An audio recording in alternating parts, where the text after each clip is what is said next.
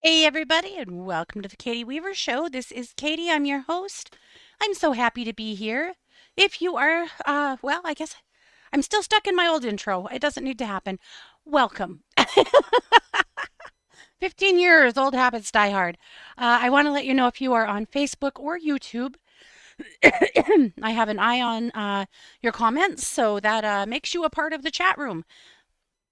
However, if you'd like to join the 12 Radio chat room, you can do that by heading over to 12radio.com, clicking on the chat button, and you'll be redirected into the Facebook chat. So lots of ways to connect, and I have my eye on all of it. So simple enough, I think.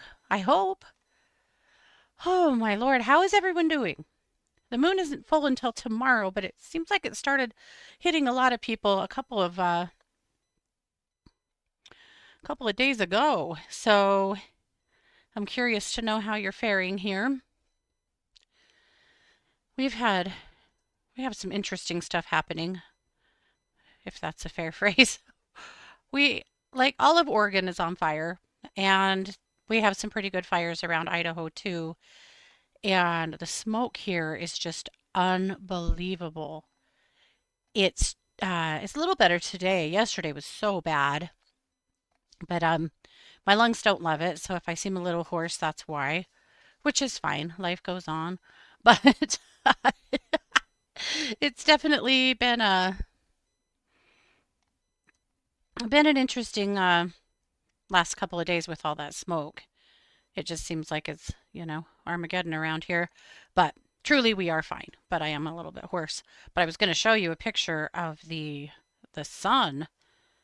What the sun looks like right now here is insane. Well, if you'll bear with me, I'm putting a few pictures together. But in the meantime, we went to Salt Lake City this weekend, my sisters and I, for an Evanescence concert.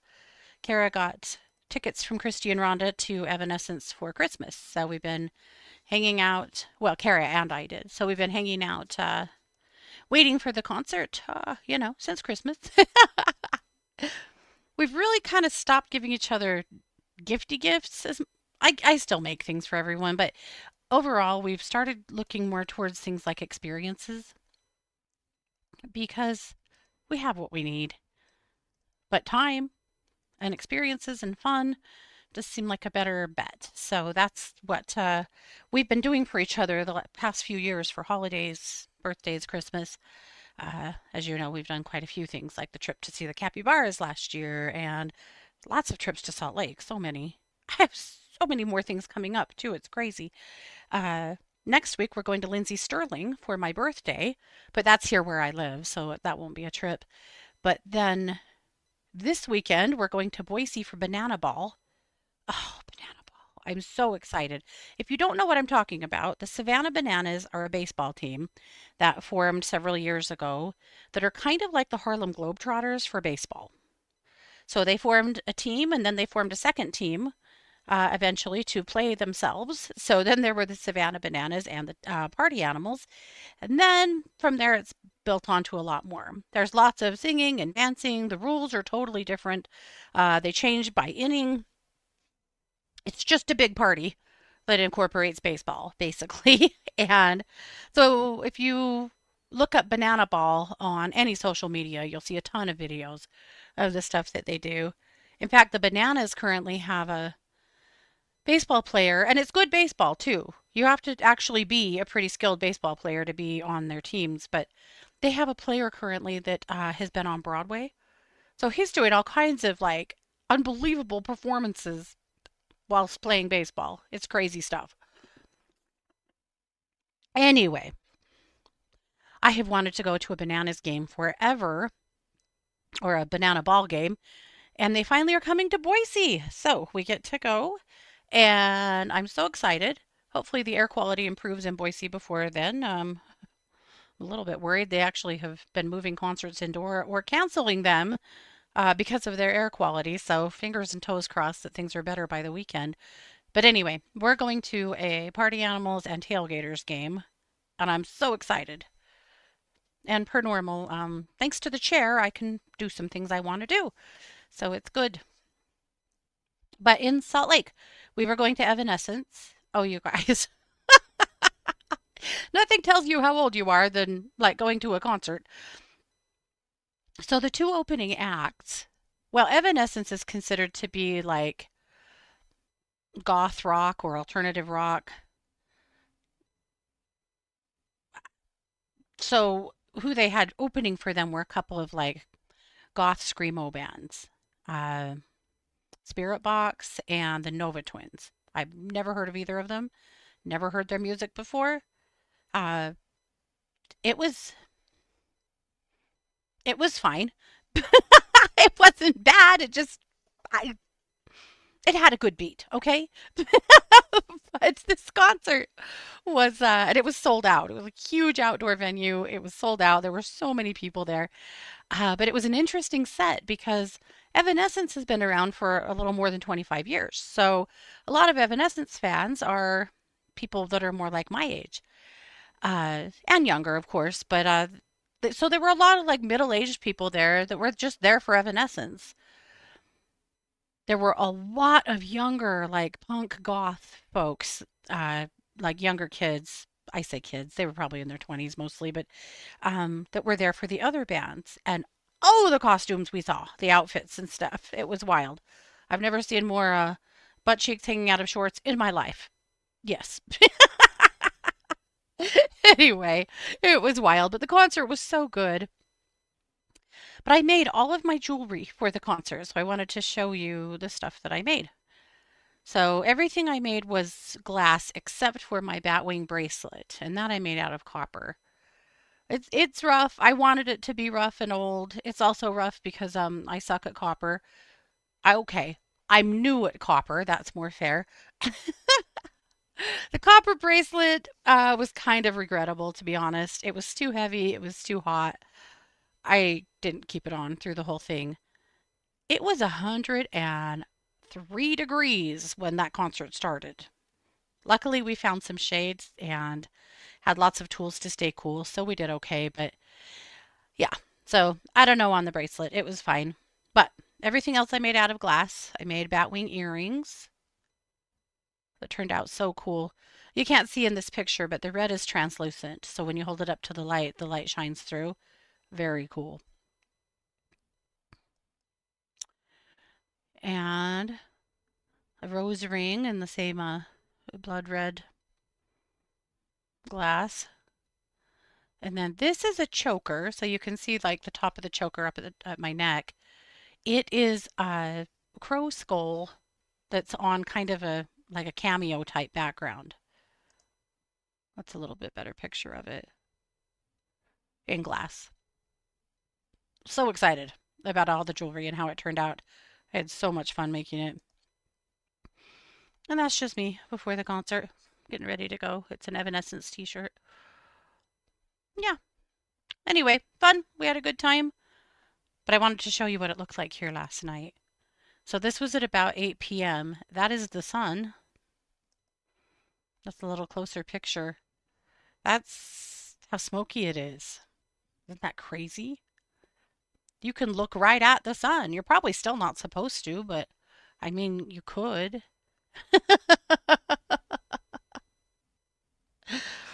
Crazy stuff.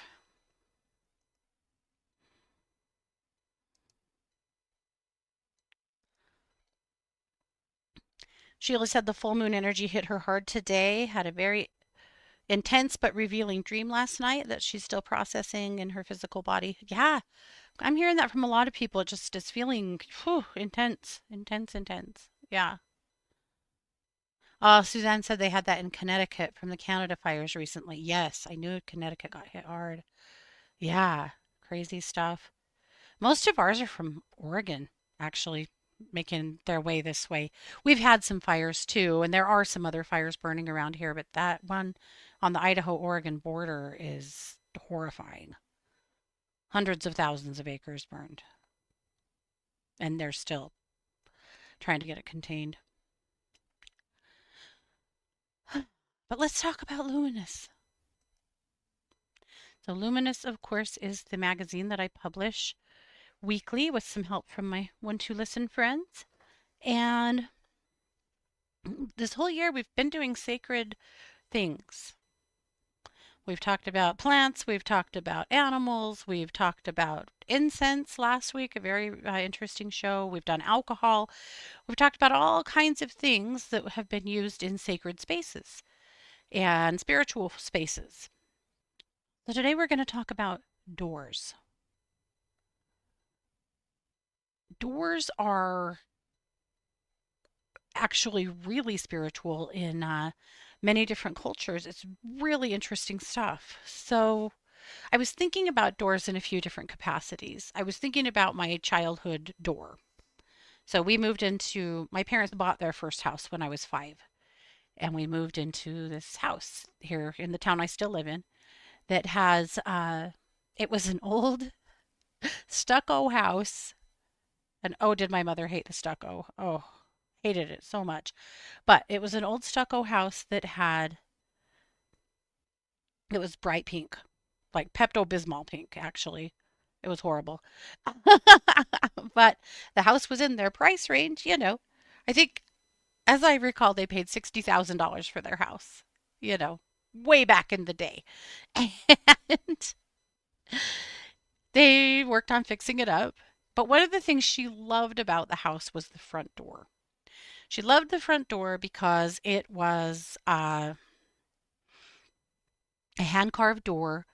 And so it was a big, heavy wooden door.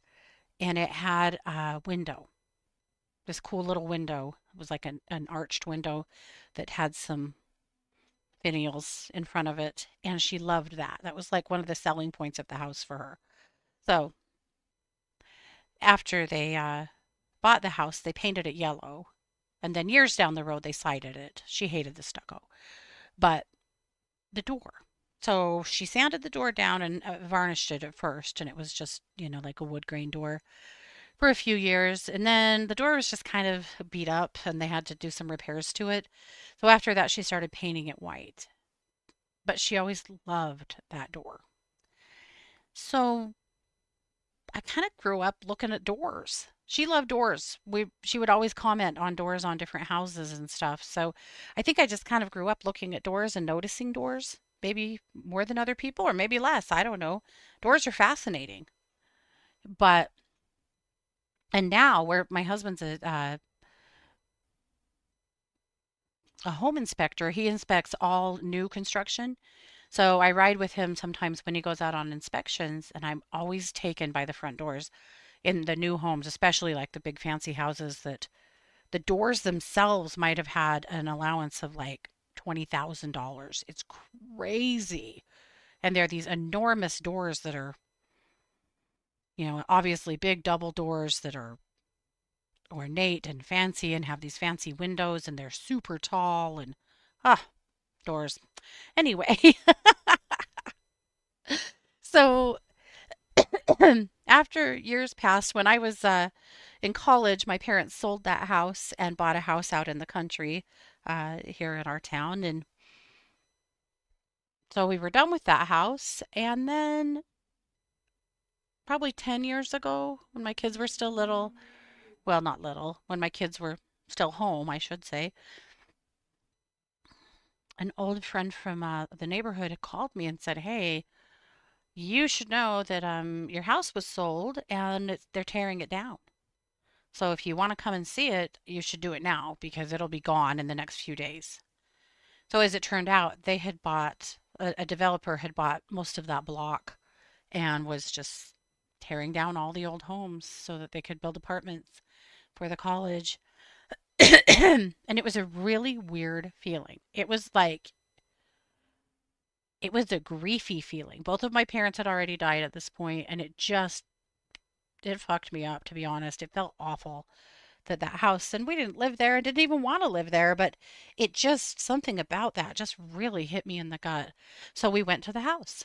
Now my kids, we'd driven past it many times, so they knew that that's where their mom grew up, but they'd never been in that house, of course. So we broke in and wandered through the house and just, my sisters actually met me up there so that we could all just go through it together. So we wandered through the house and we laughed and we talked and we shared stories and told the kids about, sledding down the stairs and there was a vent from the upstairs to the downstairs because the heat wasn't like traveling through the house very well. It was an old house. So my dad had cut this vent from the kitchen down to the family room. And if you played your cards just right, you could dump a glass of water down the vent and it would drench the person that was trying to sit on the couch and watch TV. Ask me how I know. But lots of things about that house, right? That we just shared and it was fun. But when we went to leave, I really wanted a souvenir from the house. And it occurred to me that what I really wanted was the front door. And so Scott and Micah pulled the front door off the hinges and we stole it. The house was being bulldozed. I don't feel too bad about it. It would have just been in a pile of rubble in a couple of days anyway. But we did take the front door and brought it home. And Scott was like, "What the hell are you going to do with this door?" No idea, but I must have it. So he popped the window part out and brought it in the house. So it sits on my mantle. And that door still is just out, propped up against my studio in my backyard. I don't know what I'll ever do with it, but I had to have it. So I have the door. I know, crazy, but we have it. Anyway, that door is just meaningful. And then I was thinking about my own front door because now my door is nothing fancy. It's just a steel metal door, but it keeps us safe. I think about that door the time that my brother-in-law showed up here at 2 o'clock in the morning, high as a kite, pounding on our door, screaming to get in, and how that door kept us safe. I think about how that door has protected my kids over the years, how that door keeps the dogs in and anyone else out that we don't want here. That door has served us well. It was white initially, and then one day I painted it purple, much to Scott's horror because my house is kind of an off-white, but the roof is a dark red metal.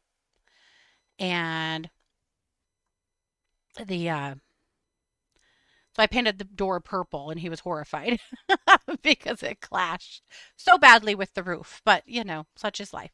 So I kept it purple for years. And the reason I painted it purple is that painting your door purple is an invitation to magic into your life. And that's what I was seeking. And then years later, I repainted it a dark red that matches the roof, mostly because red is a grounding and protective color for your door. And that's what I needed at that time. Now, I'm going to be completely honest. What I really want is a new door. I want a wood door with a window.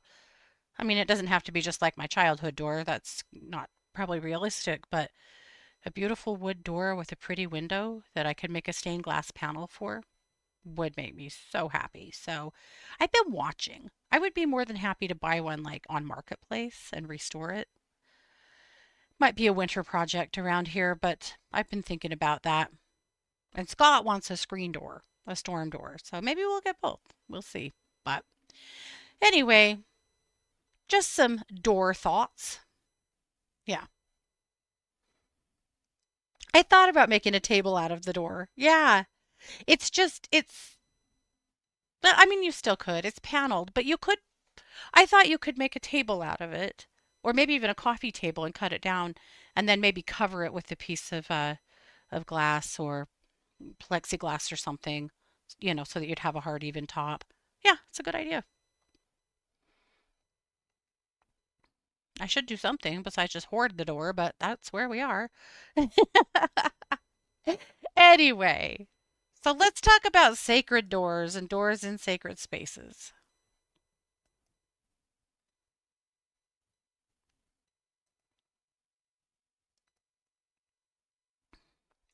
So I called this magazine the Standing Between Worlds, The Sacred History of Thresholds edition.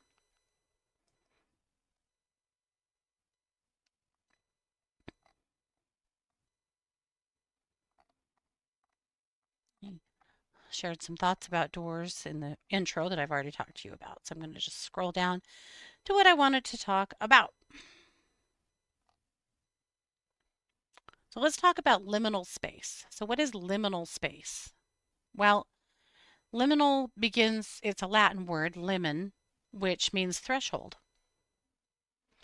which has evolved into the term liminal. So a liminal space is any place, time, or experience that exists between what was and what is about to be. You know, a doorway.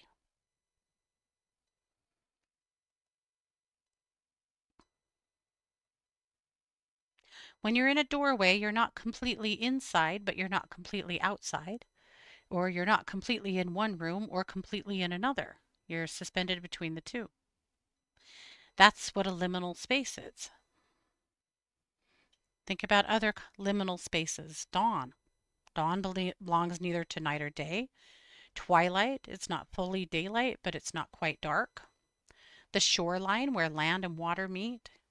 Bridges that connect one place to another. They're all crossroads of some sort, right? You're going to have to pick one or the other. You can't stand in the doorway forever. Though we do that in our lives in the way we keep ourselves stuck sometimes, right? Maybe you do stand in one place for way too damn long. It's possible.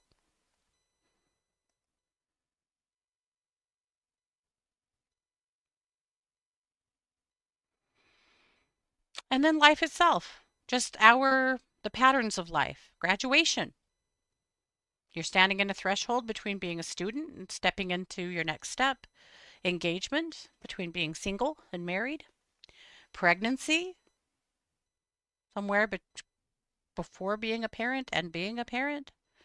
Retirement, the beginning of one identity and into another. Even grief is a threshold, right? And that's a really hard one because you at some point have to step through that door completely, or life will throw you through that door completely when maybe you wanted to keep one foot back in the other world for a while.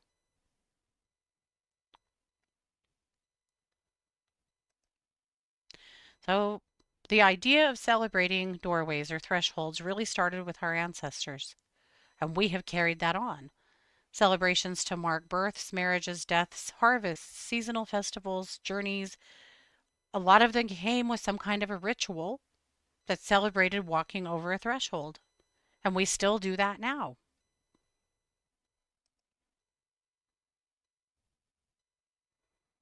So, why did doorways become sacred? Yet again, and we've talked about that a lot this last 6 months in doing a lot of these kinds of studies, but looking at yet again, doorways became sacred in many different cultures that were completely unconnected to each other. Different cultures, different civilizations kind of came to the same conclusion that we celebrate the threshold and we celebrate literal doors.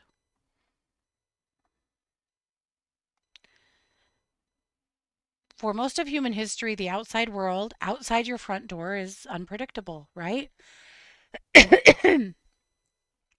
Perhaps there's storms, wild animals, strangers, disease, so many unknowns. Have you ever had that experience of walking up to your front door and suddenly having a panic? Like there's someone behind you and you can't get your key out fast enough, even though it's not really happening? But that door is your safe place, and moving through it and slamming it, you're safe inside. That door means everything, right? I still do that sometimes, which is so weird because of where I live. But safety first, I guess. The ancient Egyptians viewed entrances to temples as sacred spaces that prepared worshippers to leave the ordinary world behind before approaching the gods. So when you pass through those massive stone gateways, that was meant to be an intentional act. You were passing through onto holy ground. And different rules applied there, and the divine felt so much closer than it did outside. The ancient Greeks and Romans had similar ideas. Temples, homes, and city gates were blessed or dedicated to protective deities who watched over those who entered and those who left. The Romans, especially, they had a lot of mindful tradition around beginnings, endings, and transitions. So, doorways for the Romans represented opportunities for blessings and vulnerability. Across Europe, doorway traditions became woven into everyday life. Talking about before there were locks and security systems, lots of folk magic here. Families performed symbols, prayers, customs for protection. They carved symbols above the lintel. They might have hung protective herbs besides entrances. Families spoke blessings when they entered a newly built home, and they offered rituals at the changing of the seasons. But the front door was involved in all of these things. Just like now, their homes were their sanctuaries, and that front door was a key part of keeping them safe. In Asia, the entrance to the home has been treated with equal care. Traditional Chinese architecture incorporates protective symbols around the doorway. Japanese homes invite visitors to pause before entering and remove their shoes, to leave the dust and the concerns of the outside world behind.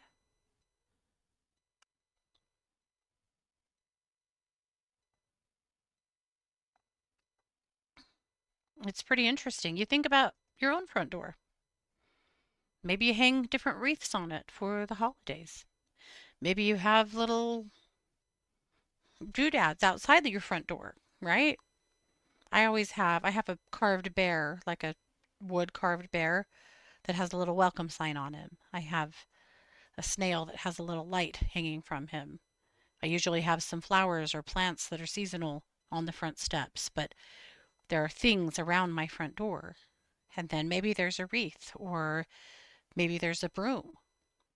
There's an old witch's custom to put an upside down broom on your door for safety and protection, and for clearing of those who walk through that door. But the point is, we look at that door as something more than just a piece of wood or metal or glass or whatever.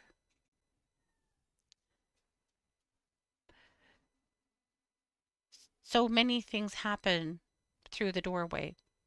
We carry our newborn babies through them for the first time. We help loved ones leave for college, military service, new jobs, or new adventures, right? We stand in the doorway and wave goodbye. Maybe we help them carry their stuff through the door. Sometimes you might stand at the door waiting for someone to come home, or you close the door to put an entire chapter of your life behind you, but the door is probably involved.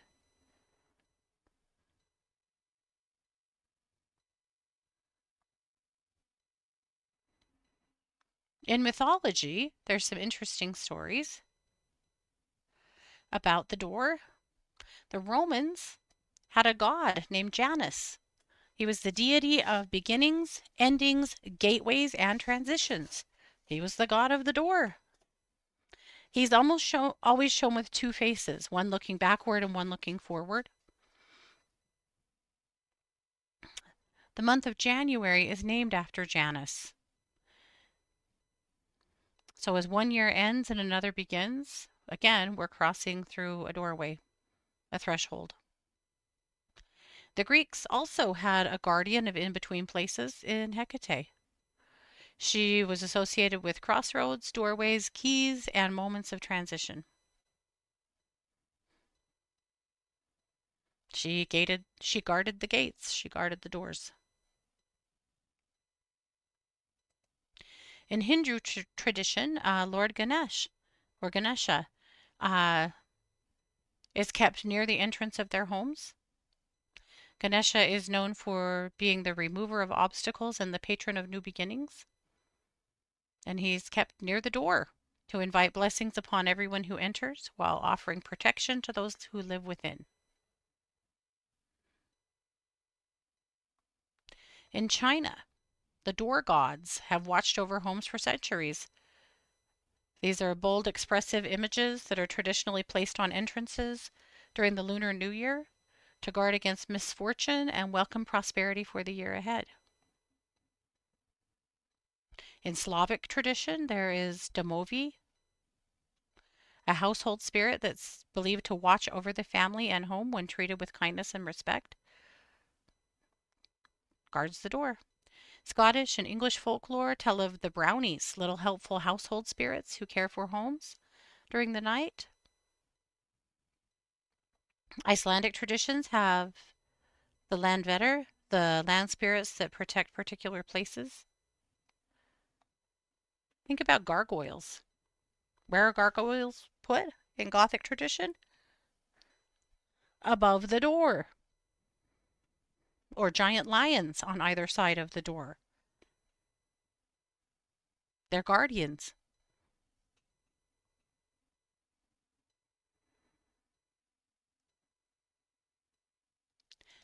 The door typically has something to do with the house blessing, however you choose to do it, but many cultures have some kind of a blessing for their new home. Honestly, we're probably the least likely to do that now, though I have a lot of clients that ask for a home blessing or a blessing of their space and blessing of their door when they move into a new place, or if something terrible has happened in and out of that door. But I always think that's interesting. The oldest known housewarming traditions are pretty wonderful, and they're things we still do. Guests arrive carrying gifts of bread, salt, and wine. Bread is a symbol that no one in the home will go hungry. Salt represents preservation, protection, and the hope that life will always have flavor and abundance. And wine offered the blessing of joy, celebration, and friendship. How often, when invited to a housewarming party, have you taken a bottle of wine? That's super common, right? I know that a lot of realtors, upon closing, will offer a bottle of wine.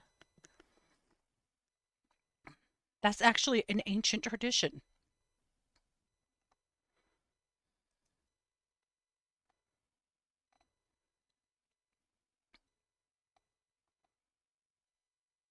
How about carrying brides across the threshold?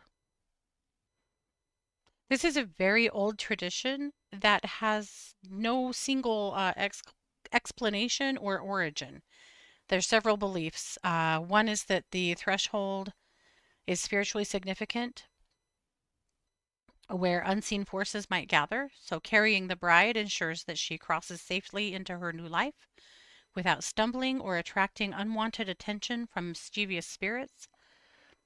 Another is the belief that tripping while entering a new home is an unfortunate omen.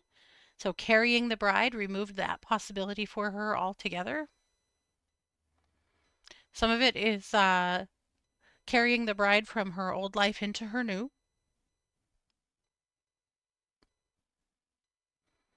Pretty interesting. There's other doorway traditions that you're probably familiar with: horseshoes, salt, and others. Things like wreaths that may have a meaning. It may not. Maybe you just think it's cute. But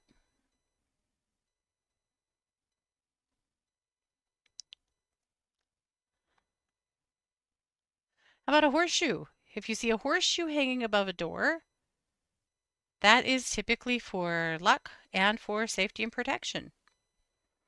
Now, some cultures actually see it as an attraction for abundance, but iron was believed to repel harmful spirits like fairies in Europe. So, hanging an iron horseshoe was a simple way of asking for protection and warding off the fae. Now, there's still a long argument about whether the open end should point upward to hold good luck or downward to pour blessings into those who enter. I think that is totally up to you. Now, how about salt? I still have clients today that put a salt line across the doorway if they're trying to create some protection from something. I've been to homes that were having scary paranormal activity kinds of things for clearings that had salt lines all over the place. This is a pretty common practice. If we do property clearing, we always put salt in all four corners of the property. But as it turns out, salt blessing doorways is an ancient practice. It can be a blessing. It could also be a protection. How about herbs? Herbs certainly found their way to the front door, especially in Europe. Bundles of rosemary, cedar, bay, rowan branches, St. John's wort were all hung near entrances in different parts of Europe. Sometimes they were believed to offer spiritual protection. Other times they were just there to represent health, hospitality, good fortune, just attracting the good stuff. Then, of course, wreaths. The circular shape symbolized continuity, wholeness, and the unending cycle of the seasons, while the greenery itself reminded people that life continues through the darkest months of winter. So the next time you put a wreath on your front door, you might think a little bit about the why of it and where that idea came from.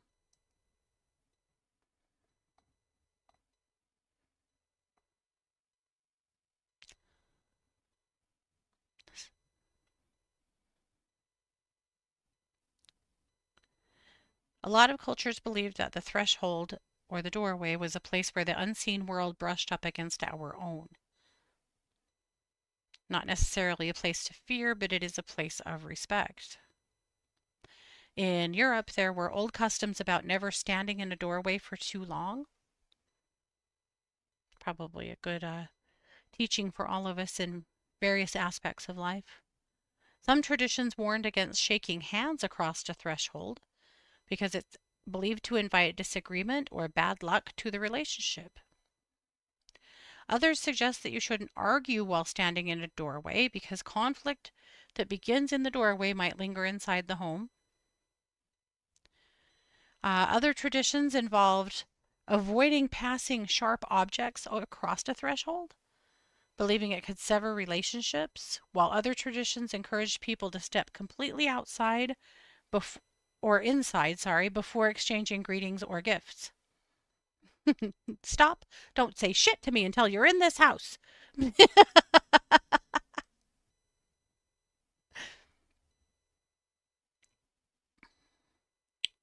Pretty interesting. And then there's the invisible thresholds that we all cross. We have all crossed through many doorways in our lifetimes, and we will continue to do so. Right? Sometimes it is something exciting, a graduation or a wedding, a birth of a baby, a new job, a retirement, a move, like a literal new front door.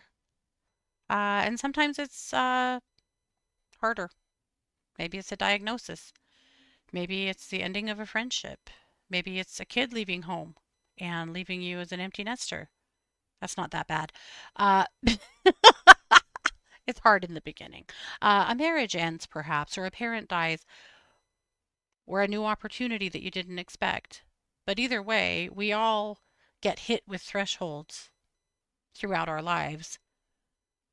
And sometimes the universe just makes us march through them, whether we want to or not.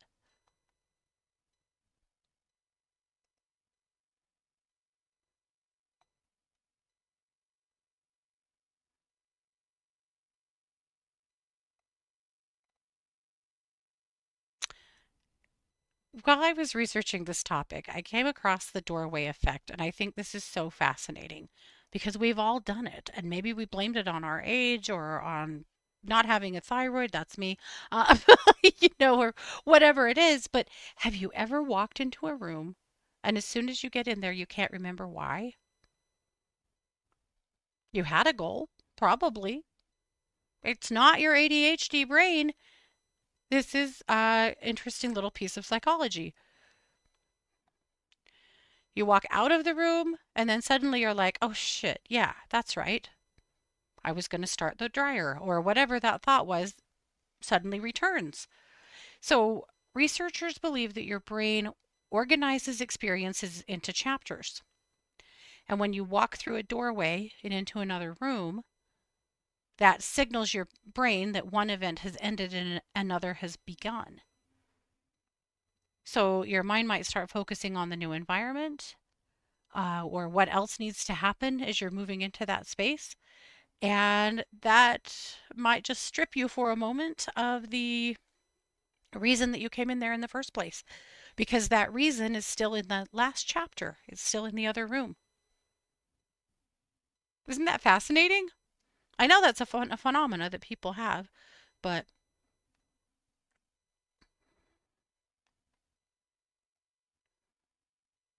I mean, I've done it a lot of times, but then, of course, there is the doorway between lives. And this is always a fascinating topic for me because as a medium, I have been shown this many times in past life regressions as well as working with people that have crossed over. There's always the long-standing joke when, to not cross into the light, or I don't even know if it's a joke. Maybe that's the wrong term, but it's always you hear this term like going into the light when you die. And a lot of people who have had near death experiences talk about that light. And I have experienced that through clients many times. So when you die, there appears to be a bit of a hallway that you cross through into a door from one side to the other. Some people might call that heaven. Some people might just call that the other side or the spirit world or whatever. I think it's the same place, different names, as many things are. But that also seems to be the place where a lot of things get left behind. All of this is where your soul lays down everything that belongs to this lifetime. Fear, anger, shame, guilt, resentment, disappointments, heartbreak, pain. Those things seem to stay here. You shed that shit at the door. When you cross into the other side, that's where love exists. And that's what exists there.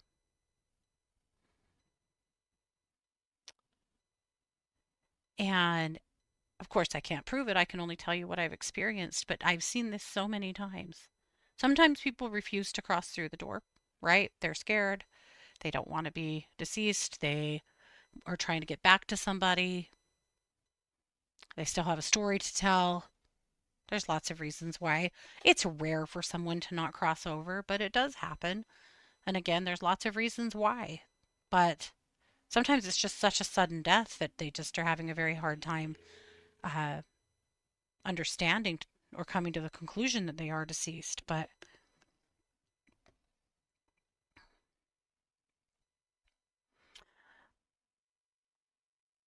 the other part of doors that I think is interesting, and I've seen this with mirrors too, but I want to tell you a story about a time that Christy and I went on a space clearing.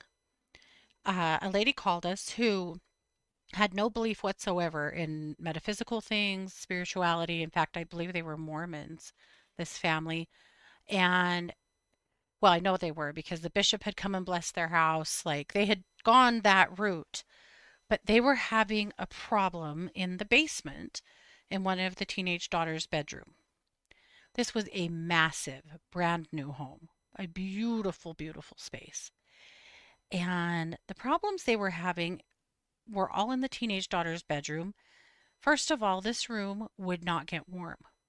They had had the furnace people out multiple times, the HVAC people, and they were assuring them that the whole system was working correctly and that room should be just fine, but it wasn't.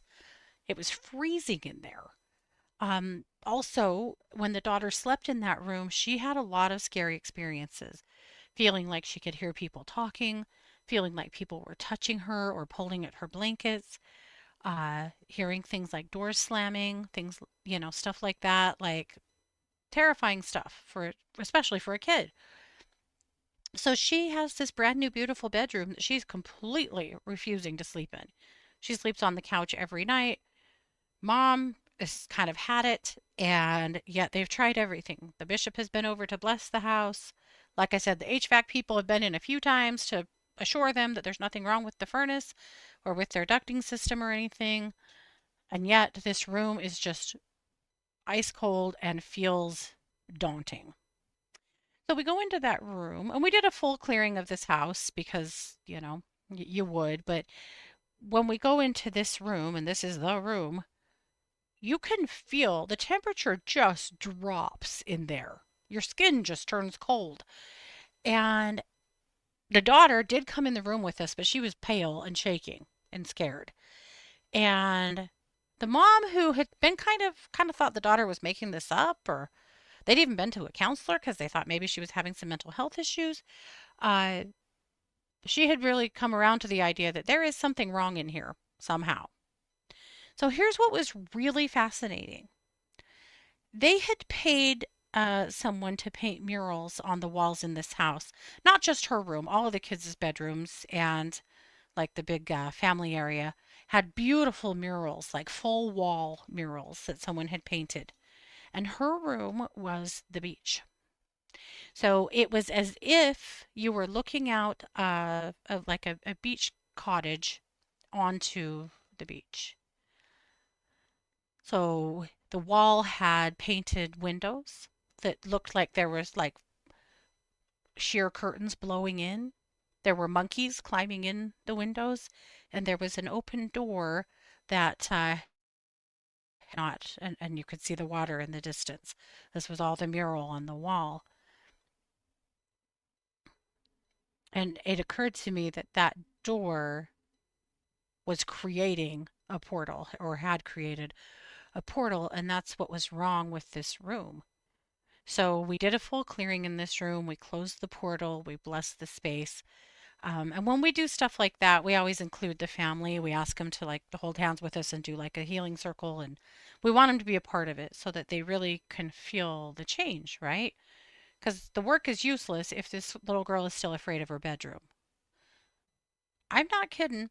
The temperature shifted instantly. It did not feel cold in there anymore. It was done. It just warmed up. They were running a space heater in there, which is wild for a brand new house, but here we are. Um, it warmed up. The whole room felt different. She felt different. And I really feel like painting that door to nowhere in her bedroom opened a portal. Mirrors will do that sometimes too, giant mirrors in your bedroom. But at any rate, that happened. And it was so interesting that that's maybe what caused that.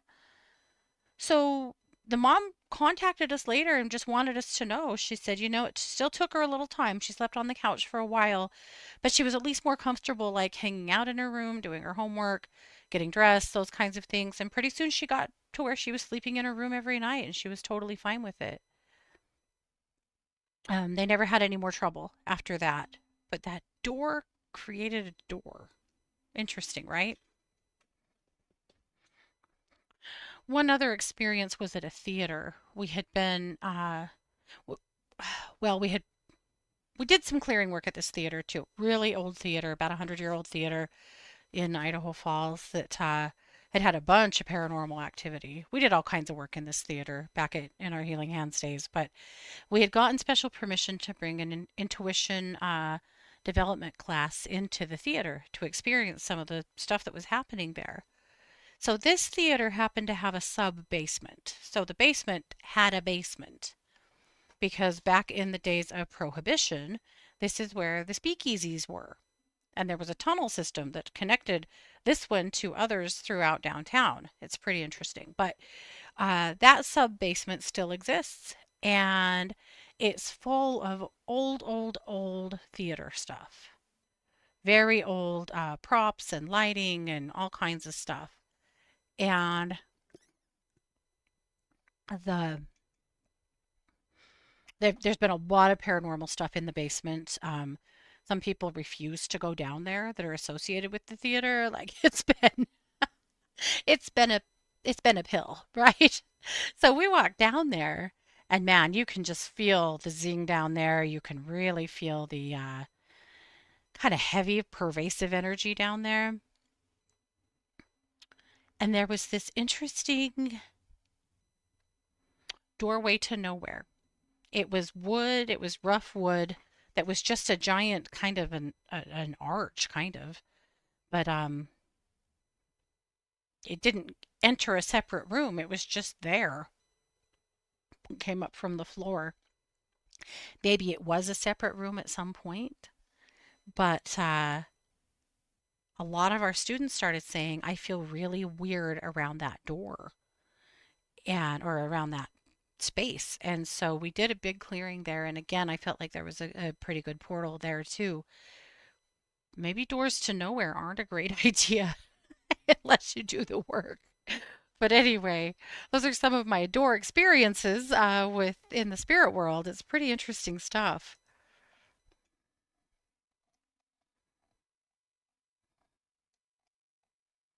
So ultimately, you can create your own sacred thresholds on your own front door or bedroom door or any other door in your house that you want to. But think about your doors and what symbols you could employ, or herbs, or blessings, or anything else. Maybe flowers around the door, or a chair on the porch to be around the door, to sit near the door.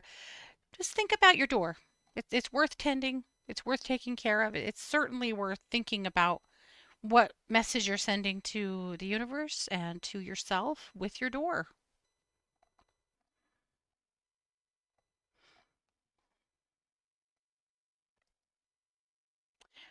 This week on Bitch Story. Oh my God, Kelly has had the coolest interview in the world. Her article is called Misogyny's Deadly History. She actually starts talking about the Bible. I know. She's thinking about witchcraft as well, but what her interview this week is some women who are, it's Claire Mitchell KC, and Zoe Vendatazzi. They're authors of the book called How to Kill a Witch, The Patriarchy's Guide to Silencing Women.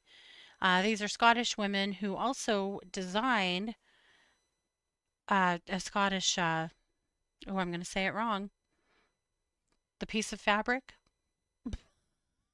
That's so dumb. Don't listen to me about this. Listen to Kelly.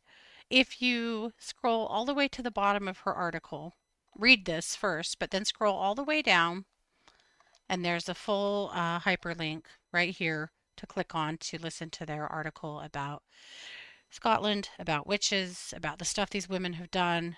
Very, very interesting stuff. So good work, Kelly. I love it. And please don't forget that Kelly is back at 12listen.com. So if you need a reading or some good astrology, go talk to her. I'm so happy she's back. All right, my tip this week is blessing your home's threshold. Some ideas about what to do to bless your own home, your own front door.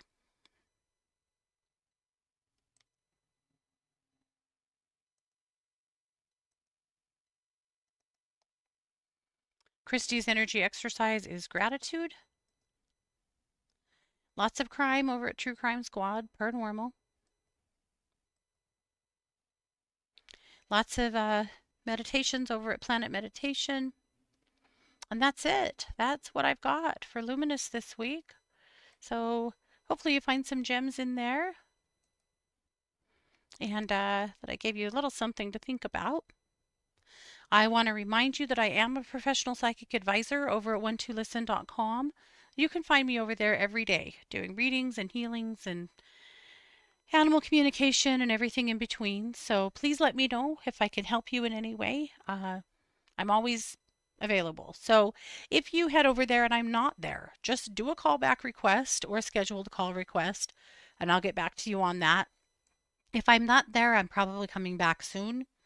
Uh, that's pretty much the way it goes. But if it's important to you, it's important to me. So lay it on me. I'm here to help. And that's what I've got. So I'll be back next week. Same place, same time. Wish me luck with Banana Ball, that we have fun and that it doesn't get canceled because of the damn smoke. But I hope you guys all have a really good week. Happy full moon as well tomorrow. Do a full moon meditation. Maybe take your crystals out. Do some old stuff. Make some moon water. Do something to enjoy it. It's the buck moon. maybe go buck wild. God, I don't know. Thanks so much, guys. This has been yet another production of the Katie Weaver Show. Take care.